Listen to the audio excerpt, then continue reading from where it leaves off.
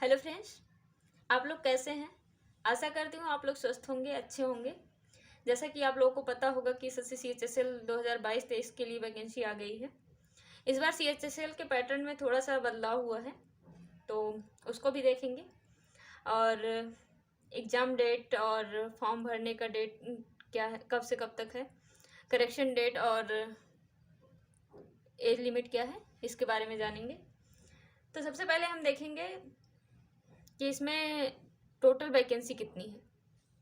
जो इसमें total vacancy है, सॉरी यहाँ टोटल पोस्ट लिखा है, टोटल वैकेंसी है वो 4500 है। और इसमें जो अप्लाई करने का डेट है वो 6 दिसंबर 2022 से लेके 4 जनवरी 2023 तक है। यानी 4 जनवरी 2023 तक आप फॉर्म भर सकते हैं। और इसमें यदि आप फॉर्म भर रहे हैं तो उसमें कुछ गलती हो गई है, तो उसमें करेक्शन की जो डेट है वो 9 से 10 जनवरी तक है। यानी 9 से 10 जनवरी के बीच में आप करेक्शन कर सकते हैं उसमें। फिर इसके बाद देख लेंगे एग्ज़ाम डेट की बात करें तो अप्रॉक्सीमेटली ये फरवरी और मार्च 2023 के बीच में ही होगा। या तो फरवरी में हो जाएगा, फरवरी लास्ट में, या मार्च में होगा। तो जो एग्ज़ाम होगा वो फरवरी या मार्च में होगा 2023 में। और इसमें फ़ी का देखें तो जनरल, OBC और EWS के लिए मात्र 100 रुपये फ़ीस है। और यदि SC ST है या फीमेल कैटेगरी का है तो उसमें फ़ीस 0 रुपये है। मतलब कोई भी फ़ी नहीं है, इसमें कोई भी चार्ज नहीं लगेगा। और इसमें एज लिमिट देखें तो एज लिमिट जो है OBC के लिए, सॉरी जनरल के लिए 18 से 27 वर्ष है। और OBC के लिए है 18 से 30 वर्ष हो जाएगा। और SC ST के लिए जो है 18 से 32 साल तक है। यदि आपका जन्म जो हुआ है, जन्म के आधार पर देखेंगे, डेट ऑफ बर्थ के बेसिस पे, तो उसमें यह है कि यदि आपका जन्म जो है 1 जनवरी 1995 से 1 जनवरी 2004 के बीच में हुआ है, ये जनरल के लिए है, तो आप इस फॉर्म को भर सकते हैं। अब इसमें देख लेंगे कौन कौन से पोस्ट हैं और उसमें एलिजिबिलिटी क्या है।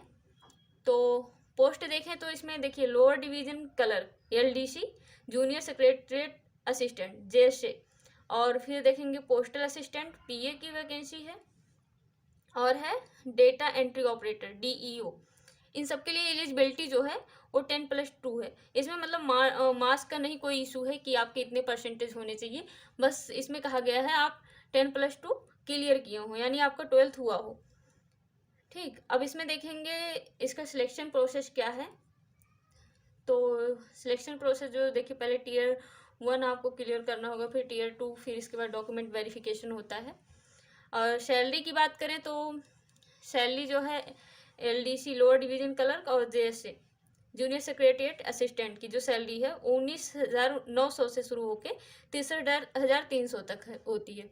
और फिर पोस्टल असिस्टेंट का देखें तो ये 25,000 प्लस ही होता है इसका भी। और DEO का देखें, यानी डेटा एंट्री ऑपरेटर का, तो ये होता है 29,200 से लेके 92,300 तक। तो ये सैलरी था LDC JSA के लिए और PA के लिए, डेटा एंट्री ऑपरेटर के लिए। तो अब हम देखेंगे Tier 1 का सिलेबस। तो जो Tier 1 का सिलेबस है उसमें जो टोटल नंबर ऑफ क्वेश्चंस आते हैं वो 100 आते हैं। 100 क्वेश्चंस आते हैं जो 200 मार्क्स के होते हैं। यानी एक क्वेश्चन जो होता है वो 2 मार्क्स का होता है। उसके बाद देखेंगे कि इसमें कौन कौन से सब्जेक्ट्स आते हैं। तो इसमें बेसिक इंग्लिश से 25 क्वेश्चन आते हैं। बेसिक इंग्लिश से इसमें 25 क्वेश्चन आते हैं। एक क्वेश्चन 2 मार्क्स का होता है, तो ये 25 × 2 कर देंगे, 50 मार्क्स का हो गया। यानी इंग्लिश जो आता है वो 50 मार्क्स का आता है। और GK GS है वो भी 25 क्वेश्चन आते हैं। 25 क्वेश्चन 2 मार्क्स के आते हैं, यानी 50 नंबर का आता है।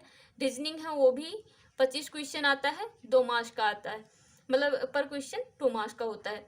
तो ये भी 50 मार्क्स का हो गया। और मैथमेटिक्स जो है वो भी 25 क्वेश्चन आता है, पर क्वेश्चन 2 मार्क्स होते हैं। तो ये टोटल अगर इसका देखेंगे तो अगर चारों को ऐड करेंगे तो ये 100 क्वेश्चन बनते हैं। और कितने मार्क्स के हो जाएंगे, ये 200 मार्क्स के होते हैं। ठीक, यानी इसमें 4 सब्जेक्ट्स, मतलब 4 चीज़ें आपकी तैयार होनी चाहिए। Basic English, GK GS, reasoning, mathematics. Tier 1 के लिए इन सब से 25-25 क्वेश्चन आते हैं। अब हम देखेंगे टीयर 2 का सिलेबस। टीयर 2 में देखिए 2 पार्ट होता है। पार्ट 1 में हम देखेंगे सेक्शन ए जो है उसमें मैथमेटिक्स और रीजनिंग आता है। उसमें क्या क्या आते हैं? सेक्शन ए में मैथमेटिक्स और रीजनिंग आते हैं। अब मैथमेटिक्स के 30 क्वेश्चन आते हैं और रीजनिंग के भी 30 क्वेश्चन आते हैं, ठीक। यानी अगर दोनों को ऐड कर दिया जाए तो 60 क्वेश्चन बनते हैं, 60 क्वेश्चन बनते हैं। और पर क्वेश्चन जो होता है 3 मार्क्स के होते हैं, यानी एक क्वेश्चन जो होता है वो 3 नंबर का होता है।